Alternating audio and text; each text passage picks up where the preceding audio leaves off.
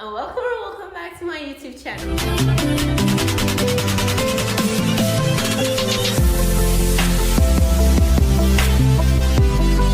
So I'm finally done with my Chinese HSK4 exam. I'm super excited. 2 days ago I've got my marks and I passed. So in this video I'll be telling you guys every single thing that you need to know before the Chinese exam, Chinese proficiency exam, and just take a pencil and pen and pencil and paper and let's just get into this video. Alright, so I seem so excited because I'm actually so excited for this video, and I'm kind of sick, like I have sore throat and everything.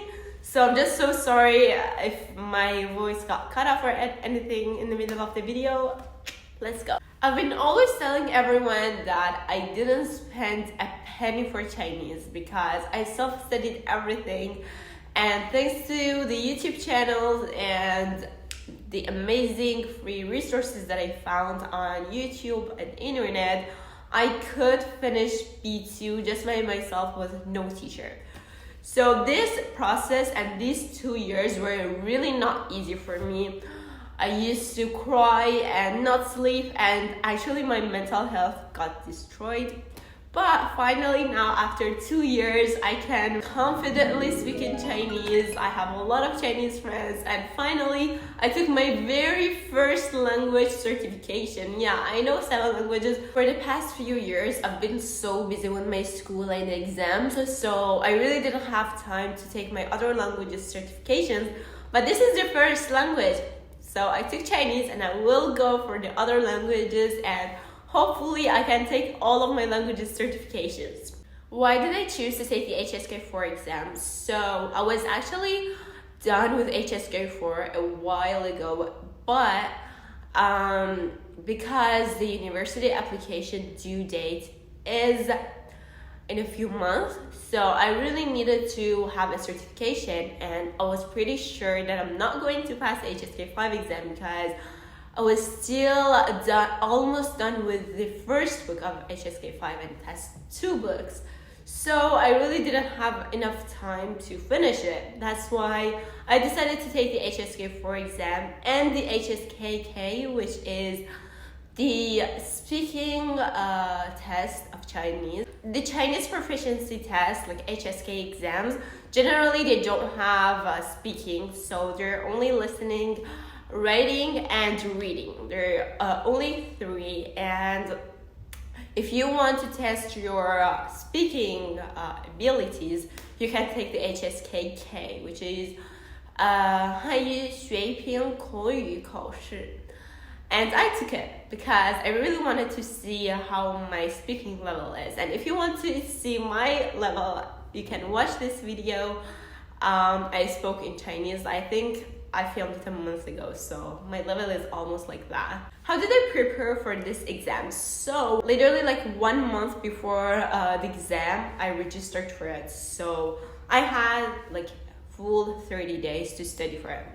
And it was in the middle of my quizzes and exams, and there was a huge pressure on me, and it was so hard.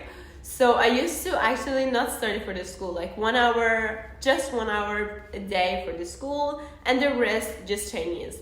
And at first, because I was almost done with like HSK4, I didn't need to actually study it. I downloaded the HSK4 application, which I'm going to put here. I used to scroll on the vocabulary and just take a look at each of the characters. I think there are like 1,200 characters there. So I reviewed them almost like 5 times in this 1 month. And it was actually so good because during the exam, I remembered a lot of characters that I almost forgot like before. So it was so good for me as a really good way to revise the vocabulary. This is about the characters. Also, I called my Chinese friend so many times, and she helped me so much. I talked to her a lot. I could improve my listening and speaking at the same time, and it was a really good way. But my lowest mark in this exam was writing. And that's just because I didn't practice it. I really didn't write like at all. But I actually passed it, but not in the best mark. But my listening was actually so good. I've got the highest mark in the listening. And that's all thanks to all of these series and movies that I watched like 24/7 in Chinese. And I'm actually so satisfied with the result. During the exam, I found a lot of, like, I'm telling you guys, so many questions that I've already solved before in the mock exams. So I'll be trying to find you guys some of the very good mock exams, and I'll be linking them down below, but I'm not sure if I'm going to find them, so whenever I post it, just check out if I put it or not.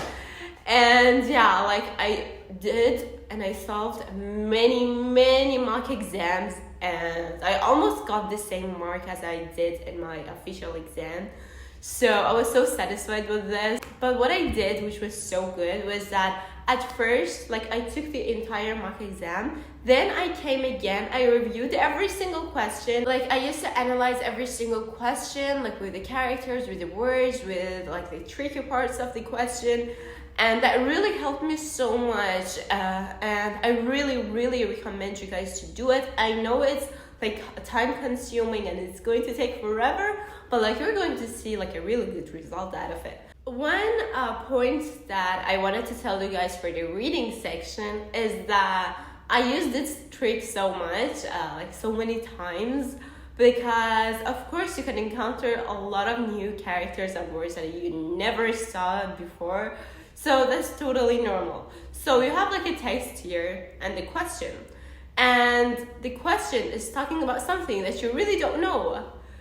Just go look at the answers, like they're A, B, C, and D, and just try to find them on the text. So this actually worked, and I was so shocked because, you know, like they can have similar characters, but it's not supposed to be the answer, but like they actually were. And now let's go through the HSKK speaking.